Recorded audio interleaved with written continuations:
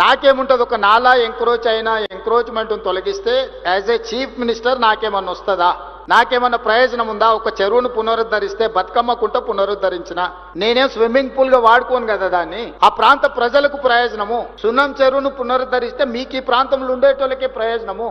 కులీ కుతుబ్ షా ఏం తీసుకెళ్ళలే, ఆయన కట్టిన చార్మినార్ ఇక్కడనే ఉండిపోయింది. గోల్కొండ రాజులు గోల్కొండ కట్టిరు, వాళ్ళు ఏం తీసుకోవాలి, అది అక్కడనే ఉంది. ఔటర్ రింగ్ రోడ్ అంతర్జాతీయ ఎయిర్పోర్ట్ రాజశేఖర రెడ్డి గారు తీసుకెళ్లలే. చంద్రబాబు నాయుడు గారు అమరావతి పోయినా హైటెక్ సిటీ మన దగ్గరనే ఉంది. కోహినూరు డైమండ్ సంపాదించి ఇంట్లో పెట్టుకుంటే బ్రిటిష్ వాళ్ళు అక్కడికి తీసుకుపోయారు. సంపాదించింది ఎవడని తీసుకుపోతాడో కానీ సమాజానికి ఇచ్చింది ఎవ్వరు తీసుకెళ్లరు, ఇక్కడనే ఉంటుంది. ఆ మాత్రం జ్ఞానము, పరిజ్ఞానము, అవగాహన తెలంగాణ రాష్ట్ర ముఖ్యమంత్రిగా నాకుంది. నేను నిర్మించదలుచుకున్న ఫ్యూచర్ సిటీ 1000 ఏళ్లైనా ప్రపంచానికి ఆదర్శంగా నిలబడే ఒక గొప్ప నగరంగా తీర్చిదిద్దుతా. రెన్యూబుల్ ఎనర్జీతోని అల్ట్రా మోడర్న్ సిటీని నేను డిజైన్ చేస్తా.